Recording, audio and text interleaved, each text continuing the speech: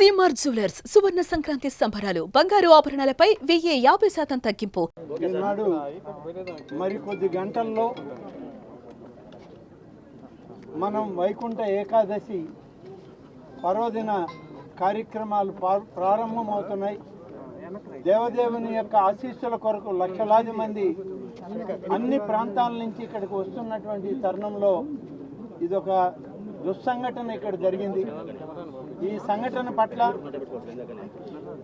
మన ముఖ్యమంత్రి శ్రీ చంద్రబాబు నాయుడు గారు ఆయన దిగ్భ్రాంతిని వ్యక్తం చేయడం, వారితో మరి భారత ప్రధానమంత్రి గారు కూడా వారి యొక్క బాధను వ్యక్తం చేయడం, ఉప ముఖ్యమంత్రి గారు కూడా వారి బాధను వ్యక్తం చేయడం, ఇవన్నీ కూడా చూడడం జరిగింది.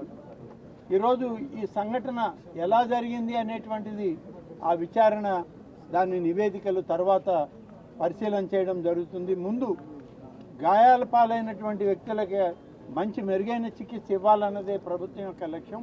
ముఖ్యమంత్రి గారి ఆదేశాలు కూడా అలాగే ఉన్నాయి. దాదాపు ఇప్పుడు చనిపోయినటువంటి కుటుంబాల్లో ఏ విధంగా అయితే వాళ్ళకి నష్టం జరిగిందో ఆ నష్టాన్ని మనుషులను అయితే తీసుకురాలేదు, కానీ ప్రభుత్వం ఆ కుటుంబాలను ఆదుకోవాలని చేసే ప్రయత్నంలో ఇప్పుడే మా రెవెన్యూ మంత్రి గారు ముఖ్యమంత్రి గారి ఆలోచనని ప్రకటించడం జరిగింది.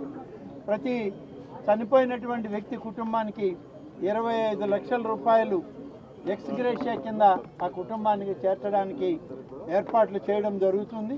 చనిపోయినటువంటి వాళ్ళు పోస్ట్ మార్టం పూర్తి కాగానే వాళ్ళ యొక్క బాడీస్ అన్నీ కూడా అంబులెన్సుల్లో ఒక అధికారిని ఇచ్చి ప్రత్యేకమైన వాహనాల్లో వాళ్ళ ప్రాంతాలకు పంపడం జరుగుతుంది. ఆంధ్రప్రదేశ్ రాష్ట్రంలో ఉన్నటువంటి వీళ్ళందరూ కూడా ఇంచుమించుగా 1-2 జిల్లాల నుంచి, విశాఖపట్నం, అనకాపల్లి ఆ ప్రాంతాల నుంచి ఉన్నారు. కాబట్టి ఆ జిల్లా కలెక్టర్లకు కూడా రెవెన్యూ మంత్రి గారు ఆదేశాలు ఇచ్చారు. అక్కడ కూడా ఉండి ఈ కుటుంబాలకి మరి అన్ని విధాలుగా తోడుగా ఉండాలని చెప్పి అక్కడ మా శాసనసభ్యులకి, మంత్రులకి అందరికి కూడా ఇప్పటికే ఆదేశాలు పంపడం జరిగింది.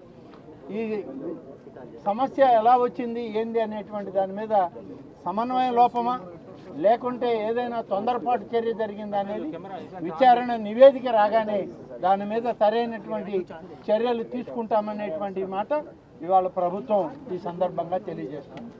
సుమన్ టీవీలో మీ పర్సనల్ అండ్ బిజినెస్ ప్రమోషన్స్ కోసం కింది నెంబర్కి కాంటాక్ట్ చేయండి.